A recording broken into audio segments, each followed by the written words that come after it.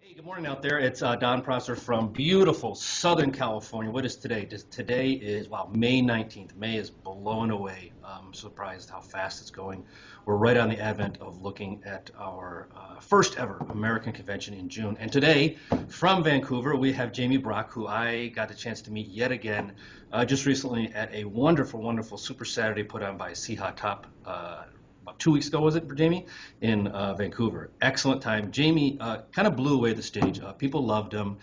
He's on a great team up there. And I want to say hi to Jamie. How you doing? I'm doing awesome. Thanks for having me, Good. Don. Yeah. Appreciate it. How are things up in Vancouver? Looking good? Beautiful as always. Yeah, we're really doing a lot of great things over here. Nice, nice. Well, I mean, I heard you talk on stage a little bit about yourself, and I know a little bit about your background, but for the people on this call, give us the first date version of Jamie. Awesome. Yeah, well, I'm 25 years old, and I was born in Surrey, which is just a city outside of Vancouver. Yeah. I had a pretty crazy childhood. We moved around a lot. I went to 10 different schools in 10 years. One time even being down in Cabo San Lucas, Mexico for a couple of years when I was young. Ha. And then I came back and went to school here in Surrey. And after that, went out on my own at 16 and I got into door-to-door sales. It's the only thing that would take me at the time, and I was literally sleeping on a friend's couch to get started. So I did that for a few years, and then fast forward to today and got involved in Enagic about 18 months ago. Hmm. And right away I hit the ground running. I was really excited about the opportunity. I did things a little bit backwards, and I left my previous career, which was a great career. I had a great income and a lot of great things going on for me, but I just wanted something bigger and better and something unlimited that would really help change the world and make a huge impact. And I found that in Enagic, which I'm super blessed to be a part of and really grateful to be here. So thanks for having me today. Hey, Jamie, tell us how old are you right now? I'm 25 years old. Okay, so you were like 23 and a half when you first entered Enagic, or does that be all right? That's right. Yeah, I was just over 23. Yeah. Okay, so let me get this straight. You had something well going on. You were making good coin, and you threw that away with the opportunity that Enagic presented. You must have been pretty sure of yourself. Yeah, there was a couple things that happened that gave me the confidence to leave that. But yeah, at 22 years old, I made over $100,000 at my career, and I was on track to make 250,000 the next year as a 23-year-old. And I walked away from that, and that's because I went to a conference. I went to an event. Aha. Okay, And, tell us what happened there. Tell us. all right, it wasn't an Enagic event at that time, but it was in California. It was an entrepreneur event where people got together, and some of the most wealthiest people, business people in the world got together and shared their stories. And I met some guys my age that were even from Canada that were doing amazing things in real estate and internet marketing and network marketing, all these things. It really started to expand my mind. Hmm. And even though I loved what I was doing, I had a great income as far as that goes. I was always taught that, you just kind of do things for the money. If it's a good career, and you had a good position in the company, you work your way up and, go after that. That was kind of the corporate dream that I was sold as a kid. Hmm. So I believed I had something great until I saw what was really out there. And I compared it to that. And at the end of the day, I wasn't really happy. I wasn't spiritually happy with what I was doing. I was just doing it for the money. And like I said, I didn't feel like I was changing anything. I didn't feel like I was making a big impact, and I was restricted. I was restricted to just Canada, and going door to door. I didn't have any knowledge of what I could do online and how many people I could reach out to. Just having infinite possibilities with an opportunity like Enagic. So anyway, I got back to my job, and this was in the middle of the program. We would work for the summers and then take the winters off in the alarm industry. And I got back, and I literally could not knock one more door. That event just completely changed me. So luckily, I met a few people. One guy by the name of Stefan that was from Winnipeg, 28 years old. And this guy had an amazing story. I read his book on the plane ride home. And he, went from being a guitar teacher in his mom's living room for 15,000 a year to 2 years later building this multi-million-dollar property portfolio using none of his own money. And it really intrigued me. So anyways, I reached out to him and I just said, and I don't know what to do. I don't feel like I want to do this anymore, but it's all I ever knew.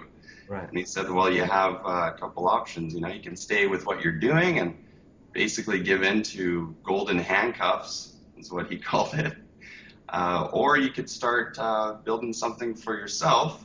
And in the beginning, it won't provide the same amount of income, but you know what? It will keep continuing to grow and grow and grow, and it will need less and less of your time compared to at your job. As you grow in that, your income might go up, but your time will start to go. You'll have less and less time and less of a lifestyle to enjoy yourself and enjoy your money, which was a big eye opener for me. So I ended up leaving that job with not that much money, didn't know what I was going to do, and went out to Winnipeg for a little bit to just be around other entrepreneurs. And that's when the opportunity of network marketing was put in my face again. I had seen it before. I had even dabbled in a couple companies before, but never really understood the full magnitude of it. And I never really understood that I had to build skills, and there was things that I needed to learn to actually get good at an industry like this. I just kind of tried and failed a couple times before and gave up. So that was a big deal for me. And then I got back to Vancouver and found you guys. Wow. Well, so for the people listening, I just want to make one point clear. Here's what I'm hearing. This guy had it made. He was making money, which is normally the thing that everybody craves. And there was one thing missing, though, and you seem to be very drawn to, when we talk about these three healths in Enagic, bodily health, financial freedom, and this kind of divine health or peace of mind, you're the first person I've been able to interview that said, listen, I moved here for that reason, right, to get my spirit whole or some type of rewarding, empathetic virtue out of this. I mean, I was making the money. I didn't come here because I was homeless on my mom's floor. So that's an amazing point in and of itself. The second point, that you would just toss it all away and say, I'm going to make it myself. Then through whatever came your way, you happen to come to Enagic. I think that's a very fortuitous type of event. But tell us the next thing that happened. Well, next thing happened, I went to Vancouver, and at this point I was 6 months away from my job income, so I literally had no savings left. I was just living out of my car with my ex-girlfriend, and we had an air mattress in the trunk that we would just go to whoever would take us. And lucky my mom lives in Mexico full time, but she was here for the summer, and she had this 1-bedroom condo, and she said, Jamie, just come in here and figure out what you're gonna do next. And we were sleeping on the air mattress in the living room at my mom's place, just trying to figure it out, just holding on to the dream. And it was tough. Every day I started questioning myself, am I doing the right thing? Should I go back to my job? And it was really tough to stay in that dream and hold on to that vision. And then that's when I met Balazs Cardos, and he presented the Enagic opportunity. It happened by chance. I got so scared at that point that I was like, okay, I need to just find something that I can go out and make money. And at that time, he was still working at TELUS, who is a telecommunications company in Canada, one of the largest, and he was running a door-to-door sales program. So I found an ad online to just go out and make some money doing that, and I had an interview. And even though I was so strapped, so emotionally broke, financially broke, everything, spiritually broke, and when I met Balazs, I still turned down that opportunity to go sell and knock doors for TELUS. I still held out for my vision, but I had those moments of scarcity that I went and just seen what I could do. So anyway, we hit it off right away, and he was about to leave that opportunity for Enagic. He had been building it for 6 months part-time, and he was just about to leave his career as well. So we related a lot. And the next day we ended up going for lunch at a restaurant, a nice restaurant here in Vancouver, and he showed me the opportunity, and I was blown away. I knew that it was what I was looking for, but I still had my my fears and my limitations holding me back from just jumping on board right away. I obviously looked at the price of the machine. I'm like, I want this. I want it so bad, but the last thing I can think of is putting out this money for this machine when I'm sleeping on my mom's floor and have no income, right? But it took a couple of weeks of Balaj still keeping in touch with me, and I was kind of being resistant because I didn't want to tell him that I had no money to start, but so what ended up happening is he brought me to an Enagic event. Okay. And that's what changed everything. He brought me over to a Seattle event just across the border here from Vancouver, and it really opened my eyes. I saw Wade Lightheart, who I already respected in the plant-based bodybuilding field. I already looked up to him as a health icon for myself. And then he had his presentation, 7 steps to 7 figures with Enagic, and I just knew it was home for me. My vision since leaving my job was to get to that $1 million a year, but not have to sell my soul for it and do something that I'm not connected to at all. I wanted my cake and I wanted to eat it too. I don't believe in making a cake unless you're going to eat it. So you gotta have it all, right? And you gotta hold out for that. So I saw that in Enagic. I knew that it was, spiritually making a huge difference, helping a lot of people with the biggest issue in the world right now, which is our health. A lot of people have given up their health to go out and make money and do something that they don't necessarily enjoy and overwork and be stressed. And it's a big issue right now. And if business, solves problems, that's one of the biggest problems in the world right now is It's definitely people's health. And then connected to that is their financial situation, right? And it's so magical that we can bring both of those major solutions to the marketplace with Enagic, and not only just in our own country, but around the world. Infinite possibilities all around the world. That's what's really driving me. I want to get to that 7-figure mark, but also have the lifestyle to enjoy and build a family for myself and have the time to spend with them and be able to travel the world and see all the places that I get to see on Facebook photos. I want to go see them in person. Cool. Hey, well, I heard you say 3 different things. The first was that there had to be a crisis, and I think this is really important. There came a boiling point. You had it made, you were living good, you went out, you thought the world was going to be presented to you, slapped you in the face, put you on your mom's carpet. You're like, uh-oh, this didn't work out the way I thought it was going to work out. So a little drama occurred in the young man's life, right? Always critical. We need that challenge, and we need that little bit of dramatic flair to push us to the next realm. Okay, that was the first thing. The second thing was the Balaj was very important. You met someone very instrumental in Enagic, that it points to the fact that Enagic is a people business, right? We're not about manufacturing machines, we're about manufacturing dreams. So Balaj was absolutely critical in your decision to join. And then the third thing, and I think this kind of encapsulates it all, is you knew that there was risk, right? You knew that there was massive risk, but that you felt it was the right decision to make. So now you've had this, say, 18 months in Enagic. You've had this time to kind of cut your teeth. You're doing very well. You're rising up the ranks, but more so than just the money, because you've made the money. You mentioned a couple things about travel. You want to develop a family. What's on the horizon for Jamie? What's the next thing? What awaits you as you develop in Enagic that someone out there needs to hear about, so that they can understand, if he has that dream and he's going to accomplish it, what can I do? Great question. So for me, it's really about giving back that gift of true health. Starts physically having that energy to be able to go out and pursue your goals and dreams, whatever they are. And then bringing that financial situation into place so that you can really have something to contribute to the rest of the world, not only your own family.